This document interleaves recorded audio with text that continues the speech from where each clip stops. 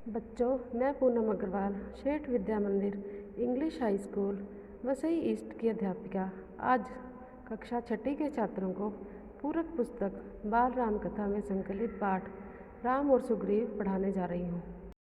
बच्चों, पिछले पाठ सीता की खोज में आपने पढ़ा कि राम और लक्ष्मण सीता माता की खोज के लिए निकल पड़ते हैं। वे रास्ते में जाकर शबरी से मिलते हैं और उनसे आगे का पता पूछते हैं। आइए अब पढ़ते हैं राम और सुग्रीव पाठ। राम और लक्ष्मण का अगला पड़ाव ऋष्यमुख पर्वत था। सुग्रीव वहीं रहते थे। कबंध और शबरी की बात दोनों भाइयों को याद थी। दोनों ने सुग्रीव से मिलने की सलाह दी थी। कहा था कि वे सीता की खोज में सहायक होंगे। दोनों राजकुमार शीघ्रता से वहां पहुंचना चाहते थे। तो बच्चों, जब राम और लक्ष्मण सीता की खोज के लिए निकल पड़े तो उनका अगला पड़ाव ऋष्यमुख पर्वत था। सुग्रीव, जो कि वानर राज थे, वहीं पर रहते थे। राक्षस कबंध और शबरी की बात उन लोगों ने ध्यान से सुनी थी और उन्हें याद भी था कि उन्हें क्या करना है। वे लोग दोनों सुग्रीव से मिलने के लिए निकल पड़े थे, क्योंकि शबरी और कबंध ने उन्हें यही कहा था कि वे सीता की खोज में उनकी सहायता करेंगे। इसलिए वे दोनों भाई वहां पर शीघ्रता से अर्थात जल्दी पहुंचना चाहते थे। सुग्रीव का मूल निवास ऋष्यमुख पर्वत नहीं था, बल्कि किष्किंधा था। ऋष्यमुख में वह निर्वासन में अपना समय बिता रहे थे। सुग्रीव किष्किंधा के वानर राज के छोटे पुत्र थे।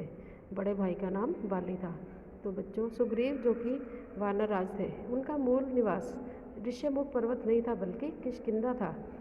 लेकिन वे अपना निर्वासन ऋष्यमुख पर्वत पर बिता रहे थे, क्योंकि उनके बड़े भाई सुग्रीव ने उनको वहाँ से निकाल दिया था, जो कि बाली था।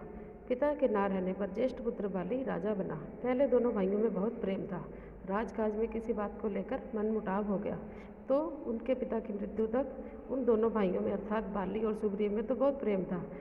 फिर पिता की मृत्यु हुई और उनका बड़ा पुत्र बाली राजा बन गया।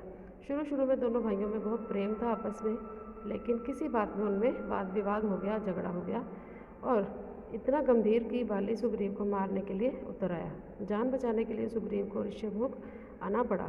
तो इतना झगड़ा बढ़ गया और इतना गंभीर हो गया कि बाली सुग्रीव को मारना चाहता था। इसलिए जान बचाने के लिए सुग्रीव को ऋष्यमुख पर्वत पर छिपकर रहना पड़ा। ऋष्यमुख आकर भी सुग्रीव का डर कम नहीं हुआ था, बहुत चौकस रहता था। तो बच्चों, जब ऋष्यमुख पर आकर भी सुग्रीव ने अपने आप को छुपा कर रखा था, लेकिन उसके मन का डर कम नहीं हुआ था। उसे हर समय यही डर सताया रहता था कि कहीं बाली उसे मार ना दे। वह हर समय चौकन्ना रहता था। विश्वास पात्र वानर सेना निरंतर पहरे पर रहती थी। सुग्रीव स्वयं भी पहरा देता था। तो उसकी जो विश्वास पात्र अर्थात जिस सेना पर उसे बहुत विश्वास था, वो सेना हमेशा पहरा देती रहती थी कि कहीं से आकर बाली आक्रमण ना कर दे।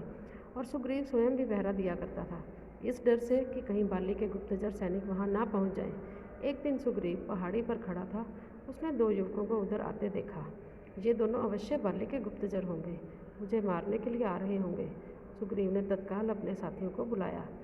तो इसी तरह सुग्रीव जो था, वो अपने पहरा देते हुए उसने एक बार देखा कि कोई ना कोई उधर से अगर कोई आ रहा है तो वो थोड़ा चौकन्ने हो जाते थे। एक दिन उसने देखा कि कोई दो लोग वहाँ से पहाड़ी पर आ रहे हैं। तो सुग्रीव ने सोचा कि ये अवश्य ही बाली के दो गुप्तचर होंगे।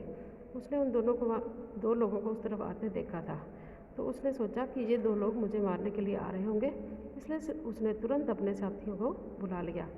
उसने उनको बोला कि हमें ऋष्यमुख पर्वत छोड़ देना चाहिए, यह स्थान अब सुरक्षित नहीं है। बाली यहाँ पर भी आ धमका है।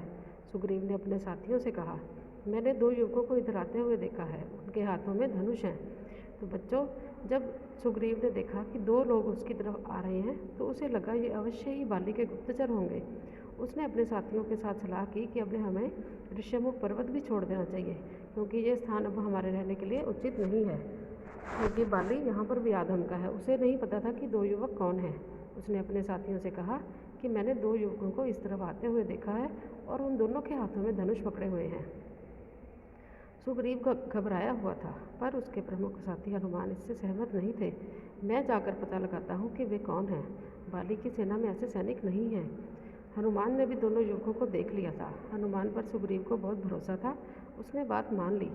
तो बच्चों, जबकि सुग्रीव बहुत घबरा गया था, उसे नहीं पता था कि जो दो युवक उस तरफ आ रहे हैं वे कौन हैं। वो तो उन्हें बाली का ही गुप्तचर मान रहा था। परंतु उनके प्रमुख साथी हनुमान इस बात से सहमत नहीं थे।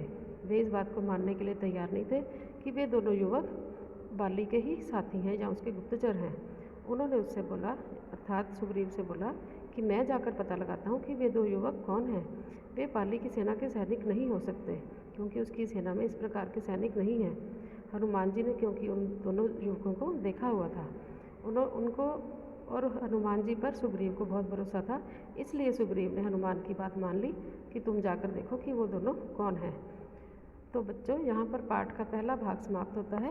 पाठ का अगला भाग हम दूसरे वीडियो में पढ़ेंगे।